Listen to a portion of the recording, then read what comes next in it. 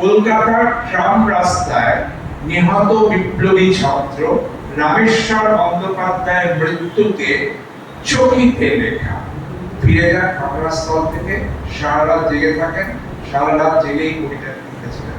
সেই শোকাহত কবিতা দেশ পত্রিকার মাধ্যমে ছড়িয়ে পড়ে এবং তাকে লহমায় মানুষের কবির স্বীকৃতি দেয়। 1945 সালে 21শে নভেম্বর ধর্মতলা স্ট্রিটে ছাত্র মিছিলের ওপর পুলিশের গুলিতে রামেশ্বরের সেই হত্যা বাংলা কাব্যে অবিনশ্বর মর্যাদা পায়। কবিতাটি শহীদ রামেশ্বর। সাহিত্যের ইতিহাসের উপকরণ সংগ্রহ, সংরক্ষণ এবং সেগুলি বিশ্লেষণ করে সাহিত্যের ইতিহাসকে পরিপুষ্ট করার কাজে বঙ্গীয় সাহিত্য পরিষদ অগ্রণী ভূমিকা পালন করে চলেছে। বঙ্গীয় সাহিত্য পরিষদের সম্পাদক হিসাবে আমি আজকে সমস্ত সুধী শ্রোতা আমি প্রথমে আন্তরিকভাবে স্বাগত জানাচ্ছি। আমরা প্রথমে ধন্যবাদ দিচ্ছি আমাদের মাননীয় আজকে যিনি প্রতিষ্ঠা দিবসে ভাষণ দেন মাননীয় শ্রী আলাপন বন্দ্যোপাধ্যায়। উনি অত্যন্ত ব্যস্ত মানুষ। তোমার চরণে জননী আনিয়ার খোরে মালা ভক্তি ও সলিলসি সতে ভক্ত দিনের গান ও দ্বিতীয় যুগ্ম সংখ্যা।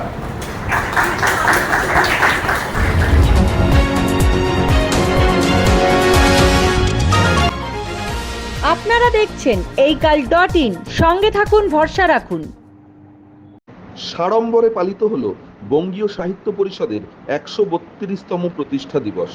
কবি নীরেন্দ্রনাথ চক্রবর্তীর কবিতায় কিভাবে আবর্তিত হয়েছে রাজনীতি, তা নিয়েই শতবর্ষে নীরেন্দ্রনাথ শীর্ষক বক্তব্য রাখেন রাজ্যের প্রাক্তন মুখ্য সচিব আলাপন বন্দ্যোপাধ্যায়। আলাপন বাবুর আরেকটি পরিচয়, তিনি কবি নীরেন্দ্রনাথ চক্রবর্তীর জামাই। অনুষ্ঠানে সভাপতিত্ব করেন সাহিত্য পরিষদের সভাপতি ডক্টর রতন কুমার নন্দী। উদ্বোধন সঙ্গীত পরিবেশন করেন পরিষদের কার্যনির্বাহী সমিতির সদস্য শ্রীমতী রুমা ঘোষ। অনুষ্ঠানের মাঝ পর্বে সঙ্গীত পরিবেশন করেন সাহিত্য পরিষদের আজীবন সদস্য ডক্টর সুরঞ্জনা বসু। 1315 বঙ্গাব্দ অর্থাৎ 1908 খ্রিস্টাব্দে বঙ্গীয় সাহিত্য পরিষদের বর্তমান বাড়িটি উদ্বোধনের দিন দ্বিজেন্দ্রলাল রায় নিজে একটি গান লিখে সেই গান পরিবেশন করেছিলেন। ডিএল রায়ের গাওয়া সেই গানটি এদিন পরিবেশন করেন ডক্টর সুরঞ্জনা বসু। অনুষ্ঠানের সমাপ্তি সঙ্গীত পরিবেশন করেন সাহিত্য পরিষদের পাঠকক্ষের সদস্য নীলুফা ইয়াসমিন। ও দ্বিতীয় যুগ্ম সংখ্যা।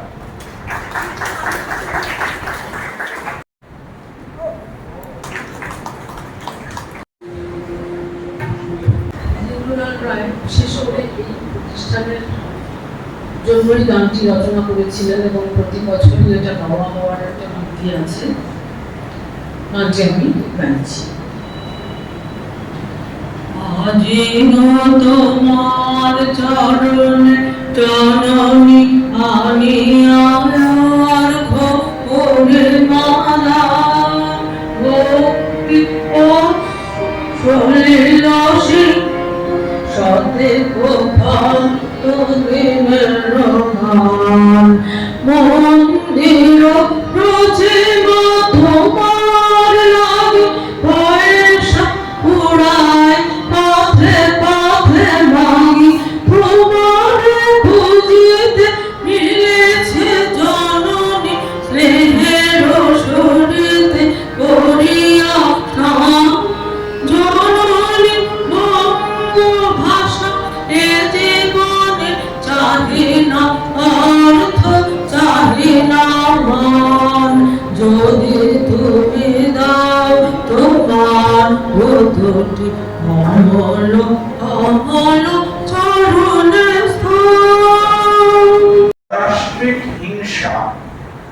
ওতপ্রোতভাবে জড়িয়ে থাকে এবং রাষ্ট্র সচরাচর শক্তিমানের পক্ষপাতী। হিংসা সংঘর্ষের চরিত্রে ও প্রকাশে নিহিত থাকে পরিবর্তনের প্রকৃতি। কবি, শিল্পী, ইতিহাসবেত্তা, আজ রজতবাবু এসেছিলেন, মাস্টারমশাই চলে গেছেন, উপেনবাবু আছেন, ইতিহাসবেত্তা, সমাজ ভাবুক ইত্যাদির সুবেদী মনে হিংসার গভীর ছাপ পড়ে। তদনুযায়ী কবিতায়, শিল্পকর্মে, ইতিহাস বর্ণনায়, সমাজ ভাবনায় হিংসার আলেখ্য রচিত হয়। সেই সব আলেখ্য পরিবর্তনশীল সমাজের প্রতিবিম্ব হয়ে থেকে যায়। এই যে অসাধারণ সব সুন্দর ছবি 100 বছর ধরে জমিয়ে তোলা, এই আলেখ্য যেমন ইতিহাসের এক ধরনের পদচিহ্ন ধরে রাখে, সুবর্ণবাবুর লেখা, রূপেনবাবুর লেখা, রজতবাবুর লেখা বা একজন কবি বীরেন্দ্রনাথ চক্রবর্তীর কবিতা, সবেতেই তো আমরা ইতিহাসের চরণ রেখা একটু একটু দেখতে পাই। কখনো কখনো সমাজে হিংসার প্রকোপ বাড়ে। দুর্ভিক্ষ, অনাহার, রাষ্ট্র বিপ্লব, সাম্প্রদায়িক বিরোধ, শ্রেণী সংগ্রাম, দলীয় শক্তি বিন্যাসে ভারসাম্যের পরিবর্তন ইত্যাদি নানা কারণে হিংসার হ্রাস বৃদ্ধি সম্ভব। ঔপনিবেশিক শাসনের গধূলি বেলা, অর্থাৎ বিংশ শতাব্দীর 40-এর দশক, নীলবাবুকে বলা হয় 40-এর দশকের কবি। 1945 সাল নাগাদ ওনার প্রথম কবিতাগুলি বেরোয়। সেই 40-এর দশক থেকে বিভিন্ন পর্বে বাংলায় এইসব নানা কারণে রাজনৈতিক হিংসা দ্বন্দ্বের কমাবাড়া নেই। ঔপনিবেশিকতা উত্তর ভাঙা পশ্চিমবঙ্গে কোন কোন কালো পর্বে এই হিংসা বিরোধ উত্তুঙ্গ হয়। কবি নীরেন্দ্রনাথ চক্রবর্তী 1924 সালে জন্মেছিলেন, 2018 সালে চলে যান। সমকালীন ইতিহাসের বিভিন্ন অধ্যায়ে বেঁচে থাকাকালীন এই হিংসাশ্রয়ী প্রতিমা প্রত্যক্ষ করেছিলেন এবং কালানুসারে তার লেখায় সে প্রতিমাকে চিত্রিত হতে দেখি। চিত্রিত হন এইসব মহান মানুষেরাও, চিত্রিত হন সাধারণ মানুষের হিংসা দীর্ণ মানুষের জীবন। দ্বন্দ্ব হিংসার কাব্যায়নে নীরেন্দ্রনাথ তখন কালের মন্দিরা হয়ে ওঠেন। এক অর্থে আমাদের পূর্ববর্তী চিরকালীন কবিরা ওই কালের মন্দিরাই ছিলেন। নজরুল সুকান্তদের যুগে বা আধুনিক বামপন্থী কাব্য চর্চার বহু আগে মধ্যযুগের বাংলা মঙ্গল কাব্য সমকালীন হিংসা প্রতিহিংসার নির্ভরযোগ্য বিবরণ ছিল। কৃষির প্রসার, নগর পত্তন, রাষ্ট্র নির্মাণ, শ্রেণী সংঘাত, লিঙ্গ সংঘাত, হিংসার জন্ম ও নিবৃত্তি ইত্যাদির কাহিনী তো মঙ্গল কাব্যের কাহিনী। কবি কঙ্কন মুকুন্দ তো এইসব লিখেই মধ্যযুগের শ্রেষ্ঠ বাঙালি কবির শিরোপা পেয়েছিলেন। নীরেন্দ্রনাথ যখন পরবর্তীকালে কবি কঙ্কন ছদ্মনাম নেন, ওনার কবিতার ক্লাসে কবি কঙ্কন নামে, তখন তিনি কি ভাঙা বাংলায় সেই ধ্রুপদী ঐতিহ্যই স্মরণ করেছিলেন? বাস্তবিকই সে যুগের মুকুন্দদের মতো সমসময়ে প্রায় আমাদের সময়ে নীরেন্দ্রনাথ যুগের চারণ কবি হয়ে উঠেছিলেন।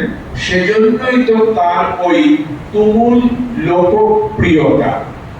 পরে দেখব মধ্যবিত্ত পাঠককুলে নীরেন্দ্রনাথের জনগ্রাহ্যতার একটি প্রধান কারণ ছিল বারংবার বিভিন্নভাবে দ্বিখণ্ডিত হওয়া বাংলার ওই মধ্যবিত্তদেরই সর্বনাশা ভ্রাতৃ বিরোধের কথা তিনি পুনঃ পুনঃ তুলে ধরেছিলেন। বিংশ শতাব্দীর 40-এর দশক, প্রথম সাবহেডিং, উপশিরোনাম। বিংশ শতকের 40-এর দশকের মাঝামাঝি যে কবিতাটি লিখে নীরেন্দ্রনাথ মুহূর্তে জনবল্লভ হয়েছিলেন, সেটি অবশ্য ছিল স্বাধীনতা সংগ্রাম ও ছাত্র আন্দোলনের উপর ঔপনিবেশিক রাষ্ট্রিক হিংসার বিবরণ ও তার বিরুদ্ধে প্রতিবাদ। কলকাতার ট্রাম রাস্তায় নিহত বিপ্লবী ছাত্র রামেশ্বর বন্দ্যোপাধ্যায়ের মৃত্যুতে চকিতে লেখা। ফিরে যান ঘটনাস্থল থেকে, সারা রাত জেগে থাকেন, সারা রাত জেগেই কবিতা লিখেছিলেন। সেই শোকাহত কবিতা দেশ পত্রিকার মাধ্যমে ছড়িয়ে পড়ে এবং তাকে লহমায় মানুষের কবির স্বীকৃতি দেয়। 1945 সালে 21শে নভেম্বর ধর্মতলা স্ট্রিটে ছাত্র মিছিলের ওপর পুলিশের গুলিতে রামেশ্বরের সেই হত্যা বাংলা কাব্যে অবিনশ্বর মর্যাদা পায়। কবিতাটি শহীদ রামেশ্বর, যা আমাকে রবীন্দ্র খুব আশা ভরে বলেছে, আপনি যতক্ষণ বলে যান খুশি বলে যান, আমার ধারণা আপনাদের সেটা পছন্দ না, কিন্তু কবিতাটা তো ভালো, আমি সেটা পূর্বালোক সামলাতে পারছি। শ্রী রতন কুমার নন্দী, সভাপতি বঙ্গীয় সাহিত্য পরিষদ।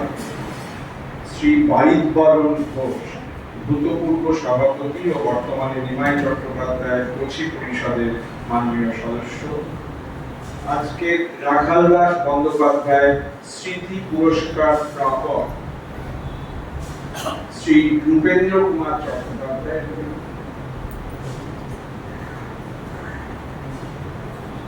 শ্রী রূপেন চট্টোপাধ্যায় আমার সঙ্গে সরকারেও অনেক সময় একসঙ্গে কাজ করেছেন, সেই বিষয়ে আমি বিশেষ গর্বিত।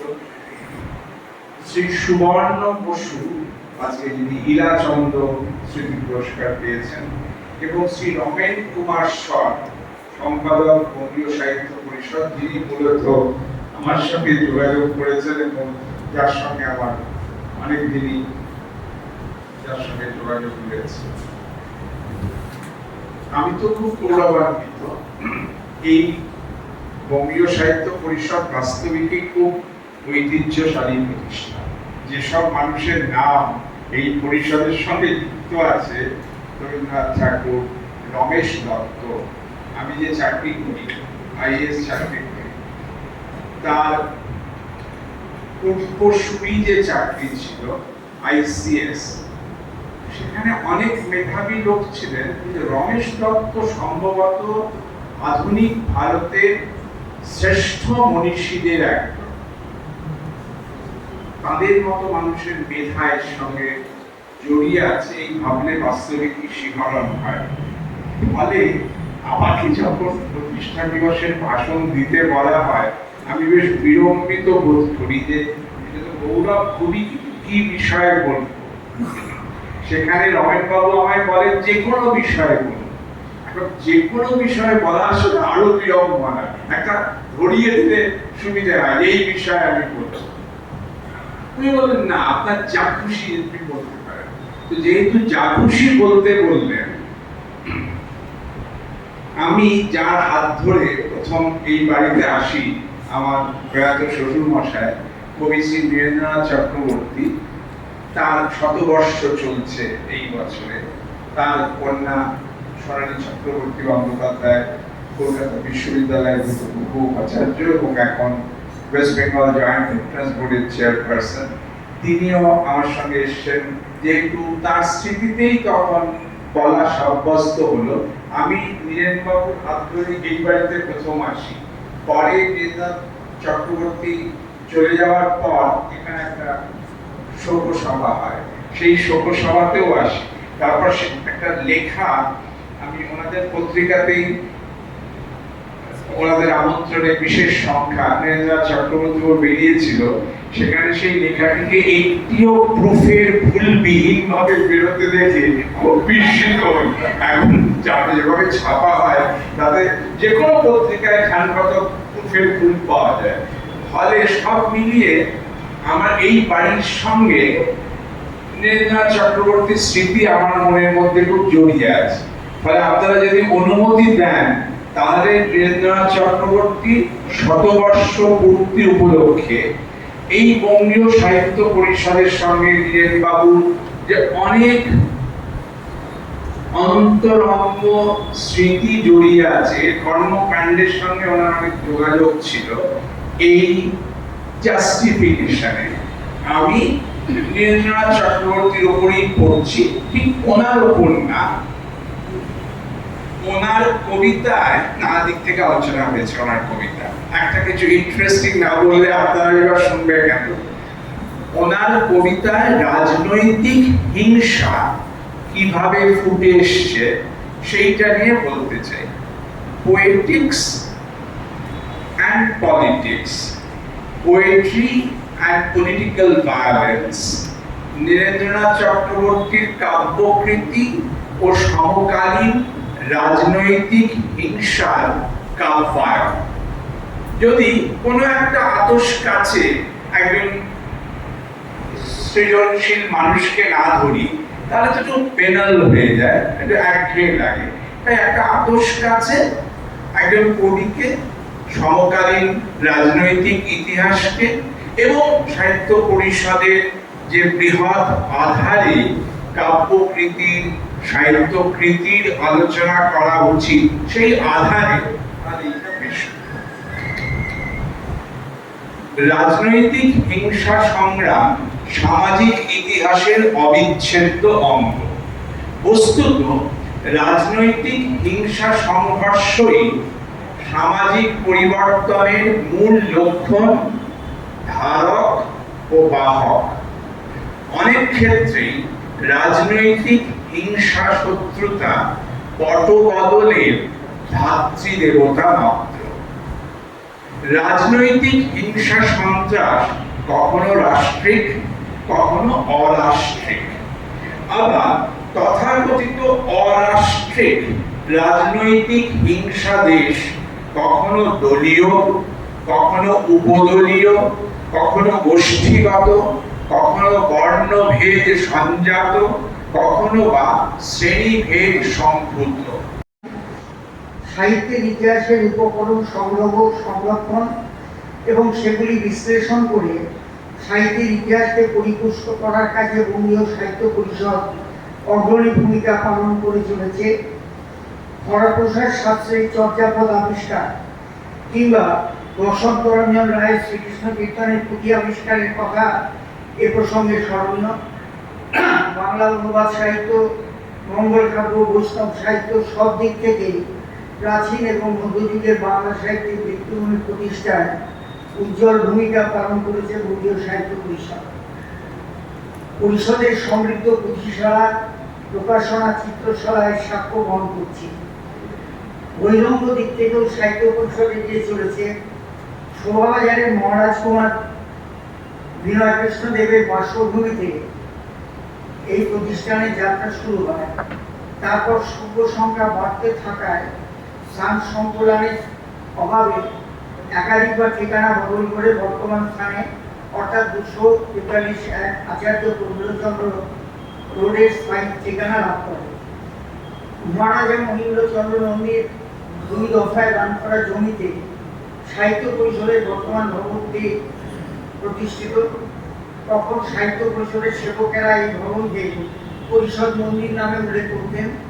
কতটা শ্রদ্ধা এবং আবেগের মিশ্রণ থাকলে এই জাতীয় শব্দবন্ধ ব্যবহার করা হয় তা অনুমান করা যায়। এর প্রায় 100 বছর পরে পরিষদ কলকাতার বুকে তার ঠিকানা প্রসারিত করতে সক্ষম হয়।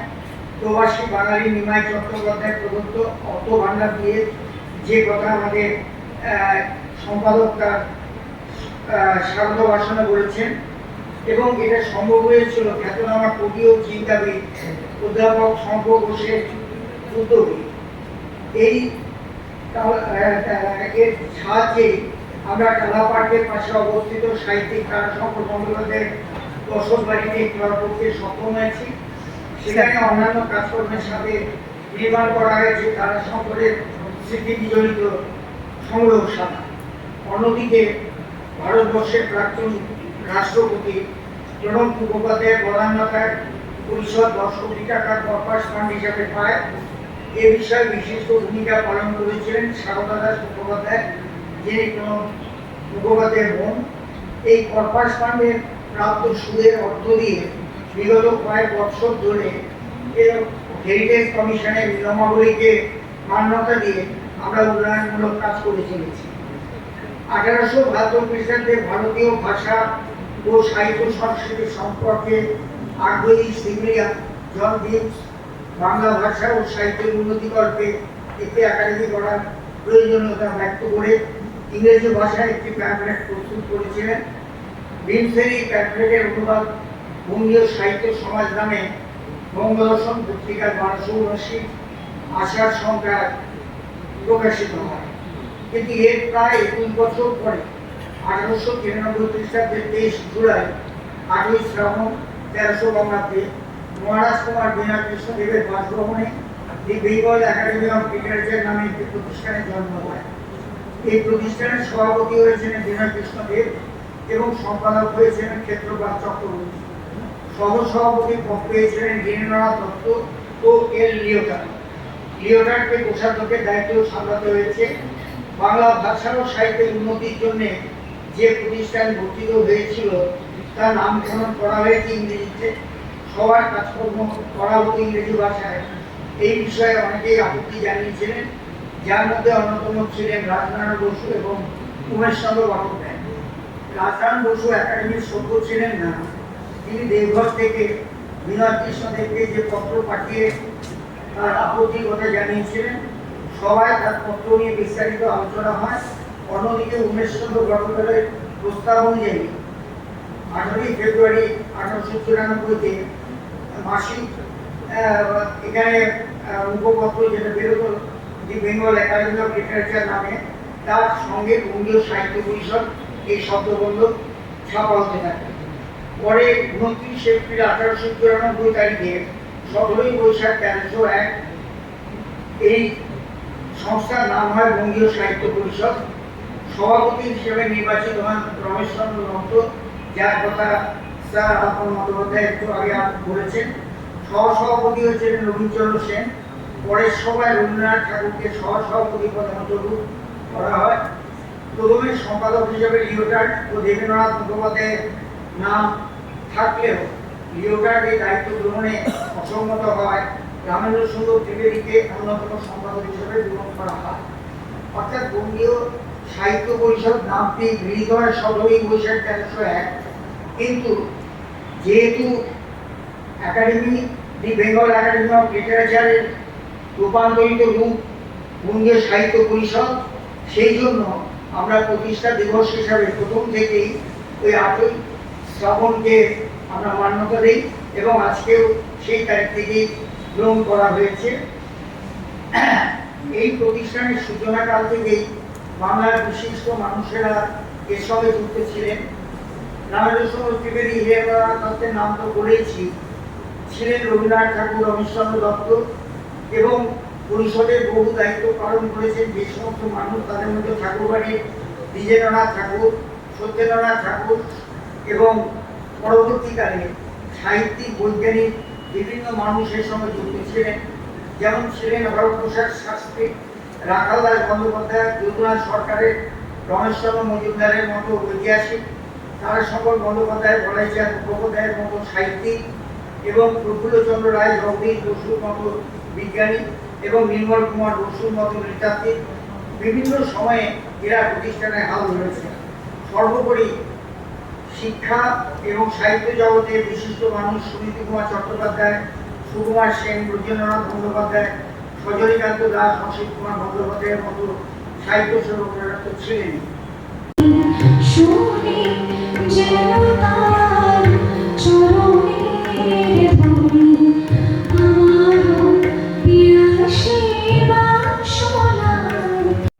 বঙ্গীয় সাহিত্য পরিষদ থেকে শোভনলাল রাহার প্রতিবেদন এই কাল।